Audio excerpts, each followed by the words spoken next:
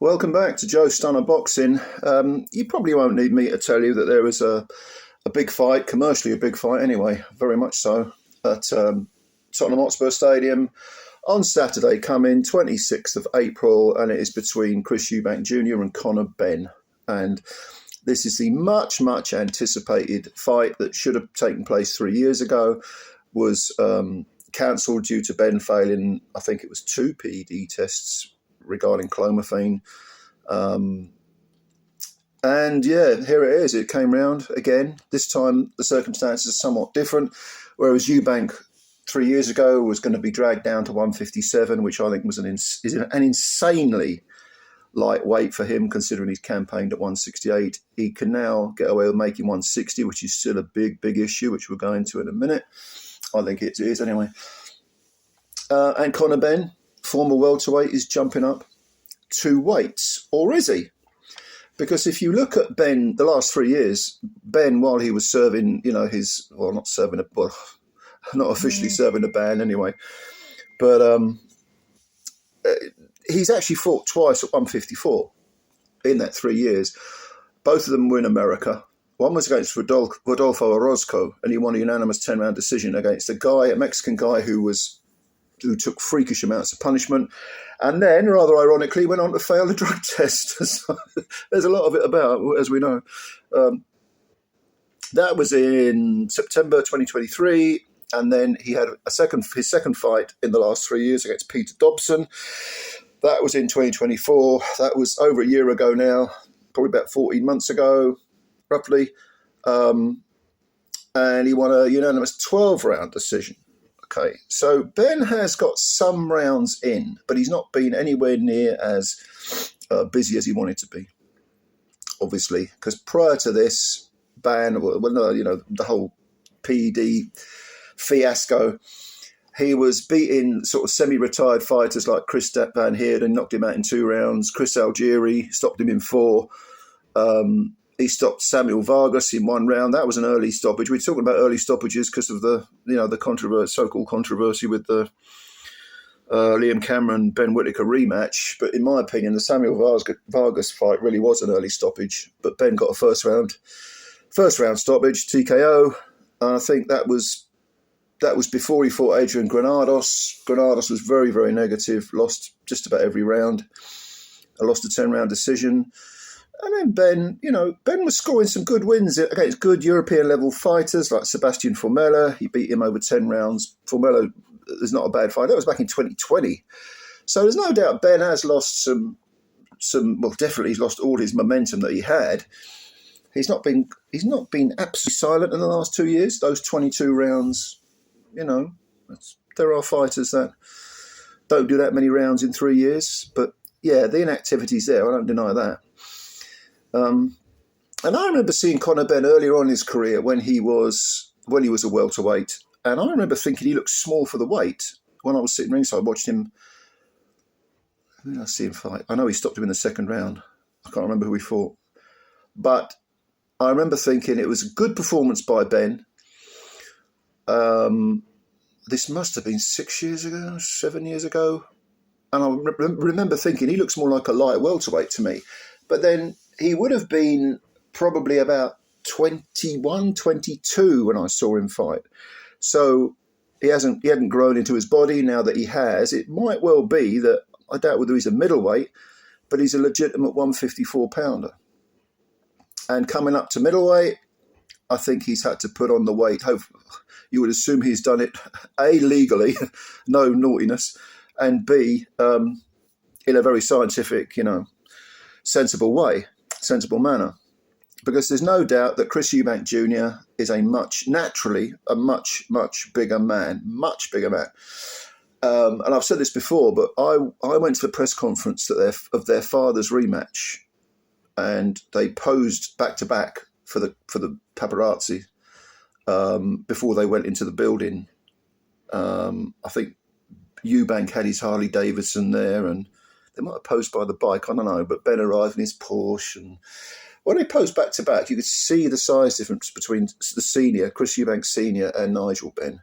It was really striking how much bigger Chris Eubank Senior was. And I think the same is true here. The difference being that Eubank Jr., I'll be amazed if he is still a genuine 160 pounder. At the very least, I think boiling himself down to 164 might be a struggle. But really, he's a 168 pounder. His father has said this in his recent rather scathing comments, that he feels his son is a super middleweight.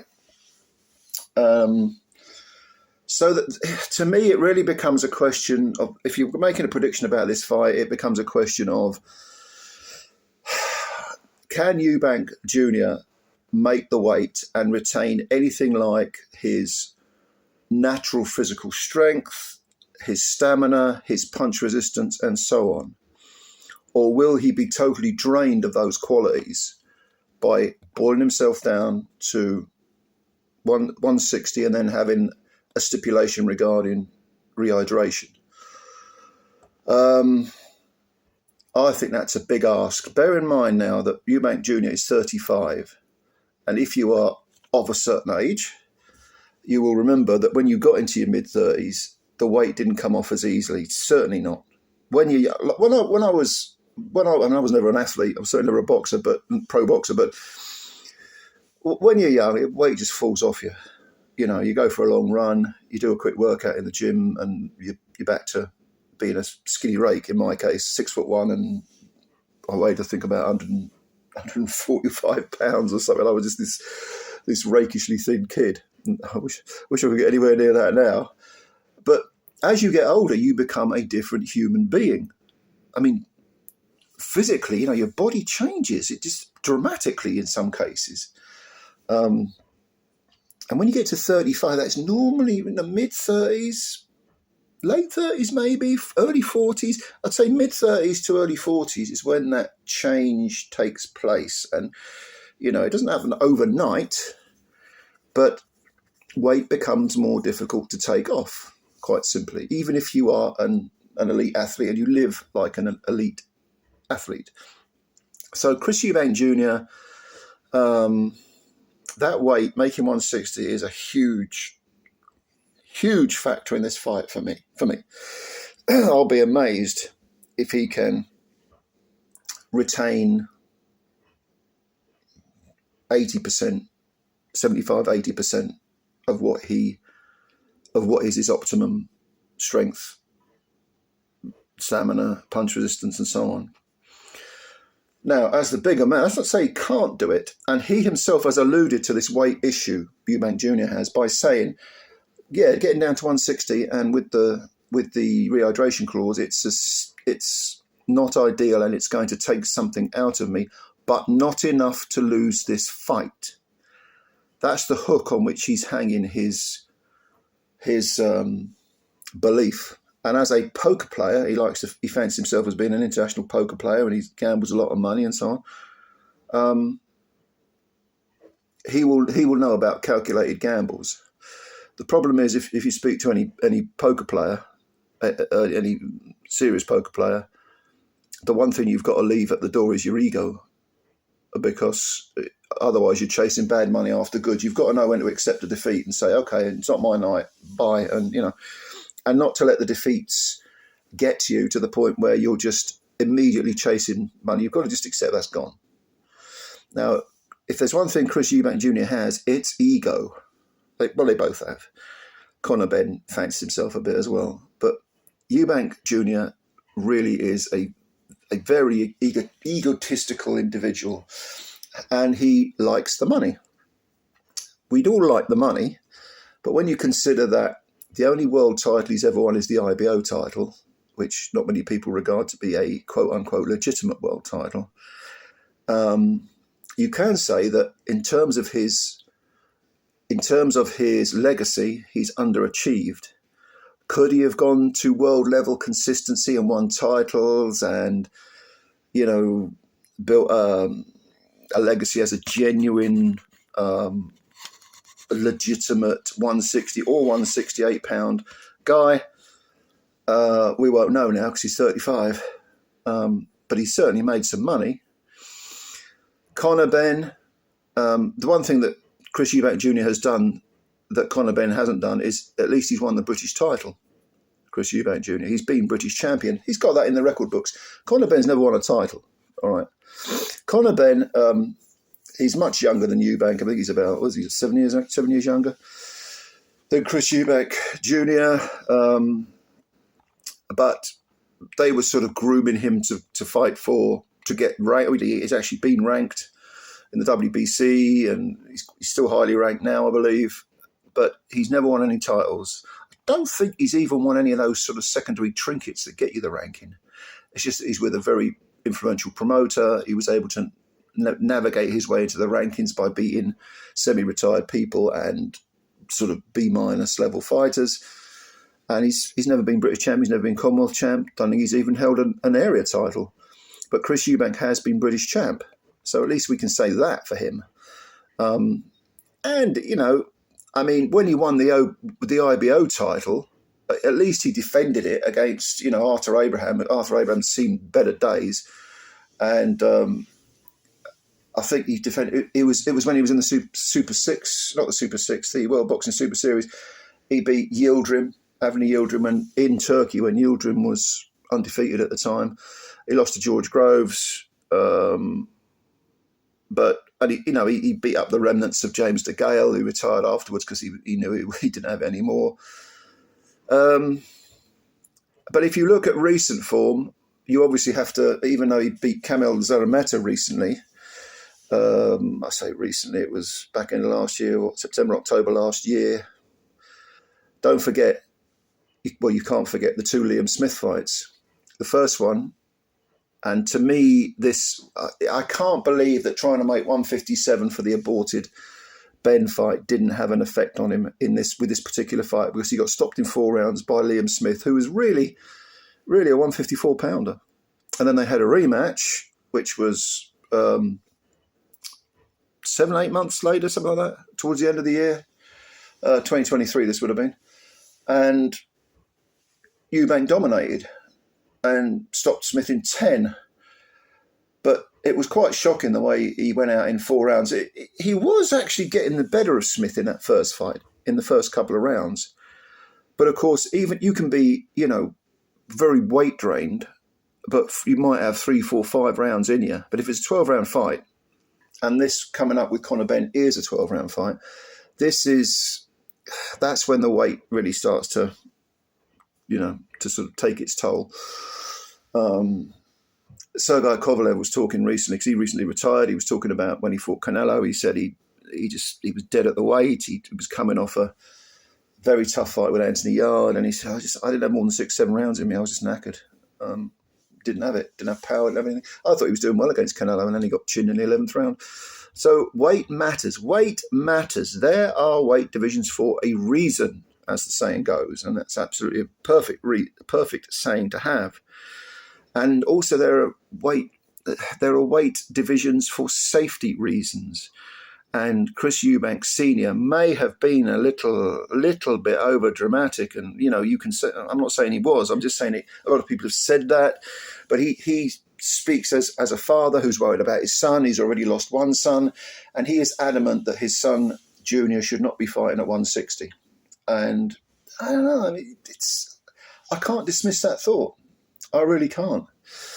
Now, in as far as Benn is concerned, I mean, Eubank's got 34 wins, 25 KOs, 3 defeats. All right, only the one stoppage to Smith. Benn has 23 wins. All right, with 14 KOs. So he's not a one-punch banger. He was beginning to look it before he failed those PED tests, which can make you a little bit suspicious, of course. But you can look at that 2 different ways. You can say, well, Benn doesn't know how to lose. He's got all that sort of cavalier energy of someone who is used to winning. Defeat's not in his mind. I'm going to go straight at you. I'll walk through walls to get to you. And, you know, if he's in trouble, he'll be tested. Of course, it's the ultimate test. But he doesn't know how to lose. As things stand, he's thinking, I'm undefeated for a reason. That's because I'm damn good. And Conor Benn, whatever you say about him, he is dedicated. He does live the life. You know, never mind. I can't go away from the PED thing, but He does live the life. You see him, he looks cut, he's moving up a division, so of course he's going to look healthy. He won't look drained, will he, if he's moving up a division? Whereas Eubank looks, skeletal in some of the photos. And again, at the risk of sounding repetitive, like the proverbial crack record, I mean, at 35, he's to make that weight. I can't get away from the fact that that's really bugging me, that is. But he is the bigger man. Eubank having lost 3 times, you can argue, well, when the going gets tough, will he get flashbacks to being stopped by Liam Smith? If you go way, way, way, way back to when he fought Billy Joe Saunders, he didn't get his skates on until the middle rounds, and he pushed Saunders, but I thought Saunders won that fight. Against George Groves, he was in against a heavy-handed, powerful guy. But right at the end, I think Eubank got into a little wrestling match with Groves, and Groves had a dislocated shoulder. So Eubank at 168 proves that he is physical. Whether he can retain that physicality at 168, I have doubts. However, my initial reaction when this fight was first announced 3 years ago was, what are they talking about? This is a gimmick fight. Eubank Jr. is way too big for Ben. He should stop him. My opinion in the last 3 years, bearing in mind everything that's happened, is I now see the gap as having narrowed, okay, because of this weight thing. 35 is not 32, all right? Eubank has had to make 160 3 times in the intervening 3 years. He's had 2 decent wins, and he's been knocked out once. Ben, in the intervening 3 years, has had 2 fights at 154, okay? I don't think he weighed 154, but he weighed 3 or 4 pounds above welterweight. And with proper preparation and conditioning and a proper dietitian looking after him, and there have been some little documentary highlight things on YouTube of Ben, like talking about what he eats and how he's building up. I think Ben is going to be as physically powerful as he's ever been. And he's going to have good stamina, and probably the fact that he is filling out. He's probably in his prime, Ben, physical prime. I don't imagine him to be chinny. The knock against his father was that he could be clipped and hurt. I don't think it was a knock, because it made Nigel's fights all the more exciting. And Ben is one of my absolute fistic heroes. I grew up watching him from start to finish. I saw him fight live. I love the guy. But I think moving up for Conor, it's probably going to strengthen every aspect of his game. Okay, the fact remains he hasn't fought anyone at 160. He hasn't fought anyone anywhere near as big as Chris Eubank Jr. So for that reason, I am going to say that if Chris Eubank Jr. can make the weight and retain 70% of his, like I was saying before, punch resistance, stamina, power, physical strength, and so on. If he can retain 70%, I think Chris Eubank Jr. will outpoint CONOR BENN over 12, and possibly it's going to be close. It might even be controversial. Whereas before I'd have said I would stop Ben. I think those 3 years, add 3 years to his chronological age in his career, add 3 years for Conor to move up, to settle into a bigger weight. I think Conor's far more of a threat than he would have been 3 years ago. But I don't like going against my initial very strong impression, which is that Chris Eubank Jr. should have enough left to defeat Conor on points. I think he might have to come from behind to do it. I think Conor will start quick, will be looking to take his head off. I think Conor will be the one bringing the entertainment value. I think Chris is going to be aware of the 12-round distance, and is going to try to sort of work in bursts rather than consistently over 3 minutes for every round. I doubt whether he can do that at his age and at that weight. I think he'll have to, because Chris does like to sort of fight in bursts. He does like to sort of explode, and there's lots of uppercuts and big hooks, and then he'll get put on standby for maybe 30 seconds, 40, 50 seconds, and then it'll explode again. Dimensions-wise, Eubank is so much bigger. I don't think Conor is going to be able to box with him. I think the best.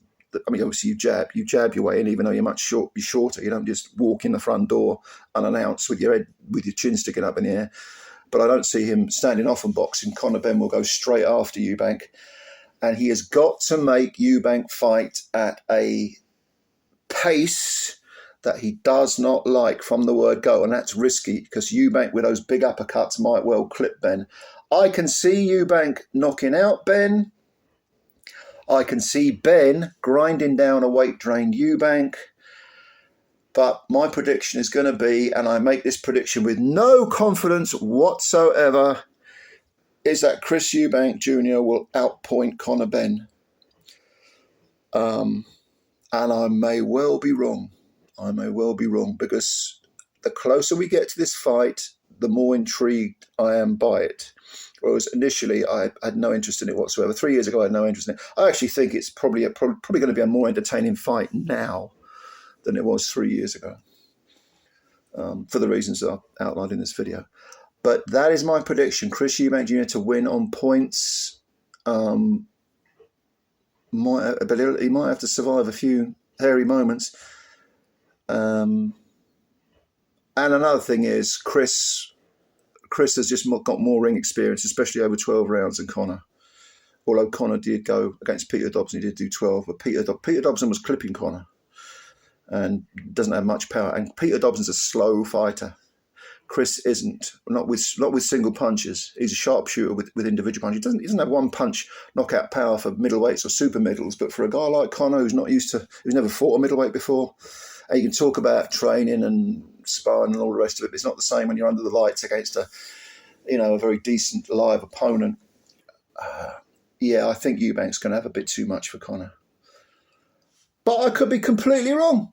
And if I am completely wrong, I don't really care, to be honest with you. Anyway, that's my spiel. So let's hear what you've got to say. Let's see who you think will win. Comments below. Subscribe to the channel if you're new. Hit the like button if you like the video. Thanks for sticking with me. This is obviously a long video. But I want to hear who you think is going to win and why you think they're going to win. All right? Thanks very much. All right, I'm looking forward to reading your comments as always, and bye for now.